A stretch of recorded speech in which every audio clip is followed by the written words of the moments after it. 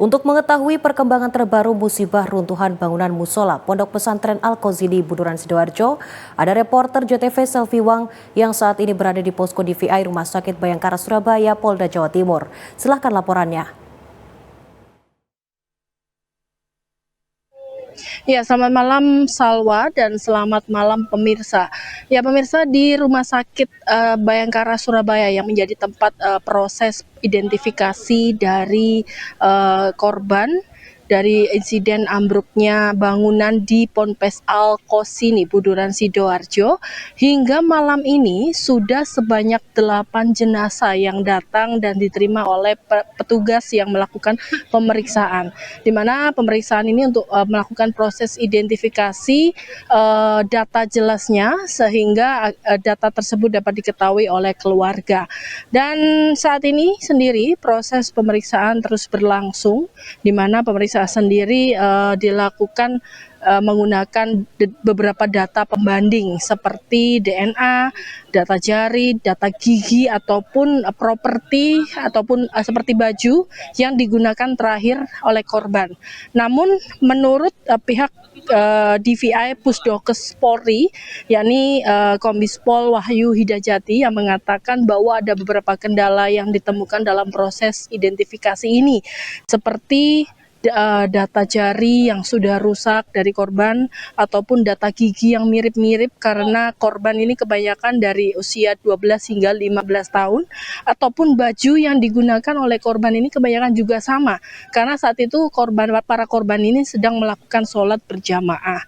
Karena itu untuk proses pemeriksaan ini sendiri petugas mengandalkan dari data primer utama, yakni data DNA, di mana proses pemeriksaan DNA sendiri membutuhkan waktu yang cukup lama, minimum 3 hari. Dan berikut untuk lengkapnya petikan wawancaranya. Anak-anak ini kan rata-rata yang diperiksa itu 12 sampai 15 tahun. Gitu kan. Nah, jadi sidik jarinya sudah mulai rusak karena sudah mulai pembusukan. Kalaupun ada sidik jari, pembanding dari KTP kan belum dibuat. Begitu. Jadi kalau dicocokkan dengan mambis, kemungkinan besar nggak ketemu. Itu satu, itu dari sidik jari. Dari gigi, nah gigi rata-rata umur 12 sampai 15 itu pertumbuhannya kan hampir sama. Ciri-ciri khusus sampai saat ini belum didapatkan. Misalnya ada yang copot satu atau apa, itu belum ada yang khas gitu dari laporan keluarga dan yang ditemukan. Jadi untuk dari gigi juga agak kesulitan untuk membandingkan. Dari segi pakaian seperti tadi saya sampaikan mirip-mirip karena kan ini anak pondok, seragamnya kan kokonya putih semua, lagi sholat asar ya, kokonya putih semua. Nah terus pada pakai sarung juga. Nah tidak ada identitas apapun, misalnya di kokonya itu ada namanya atau tidak ada. Jadi rata-rata ya sama gitu, serupa anak-anak ini yang jadi korban gitu. Terus dari segi ciri khusus, misalnya tai lalat lah, atau ada tato atau tanda lahir gitu atau ada cacat, itu juga tidak dapat info dari keluarga. Tai lalat anakku gimana gitu. Banyak keluarga yang tidak hafal gitu. Meskipun ada yang hafal, tapi sampai sekarang pembandingannya itu belum ketemu gitu, belum. Gitu. Jadi ya itulah kondisi saat ini yang menjadi kendala.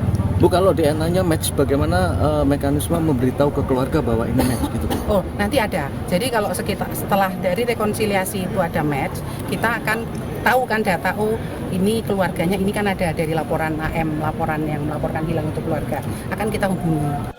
Ya, sementara itu Gubernur Jawa Timur Khofifah Indar Parawansa sekitar pukul 5:30 petang tadi juga ikut memantau proses pelaksanaan identifikasi jenazah korban, di mana tadi Gubernur juga ikut menyaksikan ataupun memantau proses penerimaan jenazah yang datang, yakni jenazah ke-6 dan 7, di mana saat itu Gubernur sendiri cukup terharu dan melihat saat proses jenazah ini datang. Dan berikut petikan wawancaranya. Kita terima kasih loh dari Polda, itu tim antemortem itu dari hari pertama itu udah standby di pesantren. Dan kemarin itu sampel DNA juga sudah semua diambil dari keluarga wali santri. Artinya semua insya Allah well prepared, tapi ada kesulitan pada saat harus dilakukan rekonsiliasi antara PM dan EM tadi kawan-kawan. Mudah-mudahan keluarga juga bisa memahami kerja-kerja profesional sudah dilakukan, bagaimana semua bisa meyakinkan bahwa nanti ketika direkonsiliasi pada maghrib ini akan dilakukan rekonsiliasi, dan ketika sudah ketemu teridentifikasi dari yang 5 ini, mereka bisa memastikan, meyakini bahwa ini adalah putra atau putri atau ponakan mereka, karena banyak juga yang wali santri itu menunggu itu ada yang putra, ada putri, ada putra, ada ponakan, kira-kira begitu.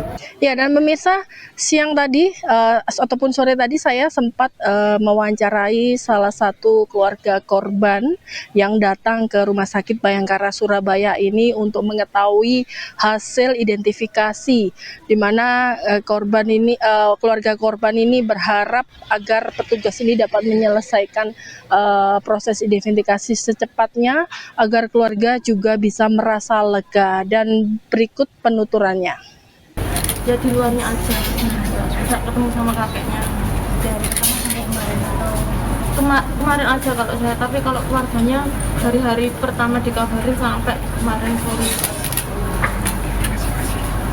Jadi hari ini nggak membawa dokumen untuk Enggak, soalnya yang di rumah juga susah dihubungi, yang di sana juga susah semua, jadi kita ngandelin cuma foto sama daftar pencarian itu aja. Ya, dan pemirsa, ini adalah ruangan kompartemen Dokpol Rumah Sakit Bayangkara Surabaya yang dilakukan untuk melakukan proses identifikasi dari jenazah yang datang, di mana saat ini juga petugas yang sedang melakukan proses identifikasi, dan setelah proses identifikasi dilakukan, maka jenazah akan dimasukkan ke cold storage atau kompartemen pendingin yang memang sudah disiapkan oleh tim DVI Polda Jawa Timur. Demikian update yang dapat kami sampaikan. Selvi Wang dan Usro Indra melaporkan, kembali ke studio. Baik, terima kasih Selvi Wang atas laporannya. Selamat bertugas.